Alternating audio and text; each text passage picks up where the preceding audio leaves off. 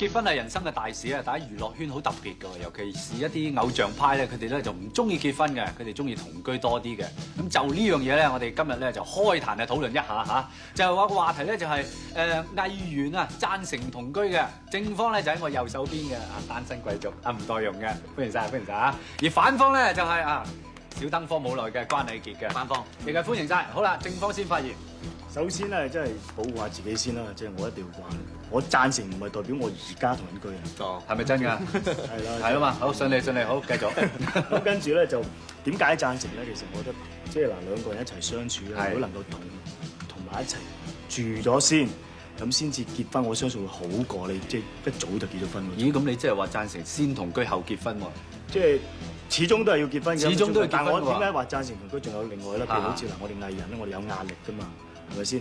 嗱，一對戀人一齊，如果公開咗俾人知你係夫婦啦，咁咧就若果出邊有啲咩事啊，或者你哋嘅感情大家有啲即係距離咗啦，咁樣就因為全地球都知道你哋結咗婚，咁就亦都係因為咁夾硬就逼自己要同對方喺埋一齊，為咗我又唔係咁諗喎，為咗個責任咁樣嘅意思啊。不如你話要了解一下啦，咁我覺得你喺結婚之前已經係雙方咪了解咗，即係拍拖嘅階段已經可以啦。咁跟住就結婚夠深入咧，咪就係咁樣。咁啊係，咁可以深入啲啊，你又要徹底啲係嘛？唔係唔同咁，你真係即係大家一齊。朝見口晚見，係啦，咁即係烏眉瞌睡咁，就又見到對方嗰種啊嘛，都接受係嘛？但係我覺得仲有一樣喎，就係如果譬如話你話成日如果譬如你自己收埋個女朋友同居咧，譬如萬一有一日揭穿咗俾啲 fans 睇到啦，咁我咧嗰陣時個反應仲慘喎，你可能話點解會揭穿嘅啫？點解嚇？你唔好講咪得，唔認咪得咯。而家好多傳出嚟都知道啦，冇得呃㗎呢啲嘢，你知唔知啊？但係你始終你都係認就得㗎啦。係啦，啲 fans 都覺得你唔認啊，即係你都仲係俾機會其他人啊嘛，係咪？你結咗婚冇㗎啦，佢哋會覺得哇死火片！而家成咗劉德華、郭富城都俾人知道佢結咗婚喎，大鑊啦！就算知道佢同佢都起碼即係未結婚，仲有機會啊嘛，係咪唔同先？但係周潤發結咗婚咧，仲冇多機會喎。周潤發唔同㗎啦，咁多年，係咪先？咁佢而家結婚，而家佢演技派拍咩啊？佢已經唔同咗㗎啦。即係早期佢其實都係未結婚，你同我哋嘅年，即係佢嗰個差唔多10年到啦。咁樣譬如早期嘅我哋都未結婚，即係遲早都要結婚咯。咁同居之後先結婚。但係咁樣，我覺得唔多容易。好似你如果咁講法，有少少逃避責任喎，有少少咁。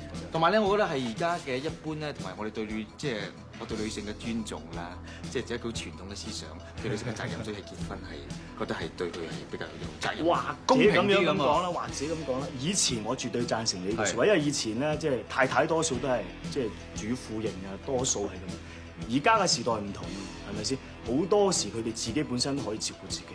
點解啦？咁同埋而家根本好多歌仔都變晒啦。以前就每愛歌情重，但係而家唔係喎。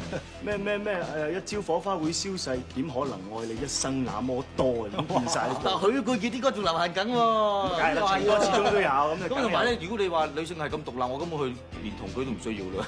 咁如果你話女性好獨立，好多都係咁嘅，連同居都唔需要，根本就係即係結婚。嗱，你而家咁嘅觀點啫。嗱，譬如啊，你嗰個另外一半嚇，你女朋友話唔得喎，我係要結婚喎，咁你都冇辦法㗎啦。咁即係，但係呢樣嘢唔可以一廂情願嘅，係嘛？要兩方面去諗嘅，係咪先？即係如果佢係叫結婚，你都未必肯㗎喎。咁就即係同居啦，你話結婚我就唔結㗎啦。同居我就係佢話你一定要去到一個階段，已經係了解到，即係大家係好自願地已經結婚啦。咁我覺得係美麗好多咯。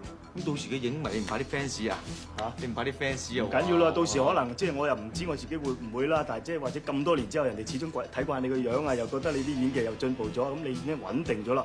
到時結婚唔怕啦。但我唔係咁，我覺得譬如話而家同一啲女花旦演戲咁，即係同未結婚冇分別嘅，冇分別嘅，一樣咁放，一樣去到盡，去到盡。點解你咁講？我冇講話你即係而家即係演戲唔會話即係結咗婚會有問題。即係我驚已經有啲人認為，有啲女同事話，呢個關係結婚好似好似演戲上好似格格不入。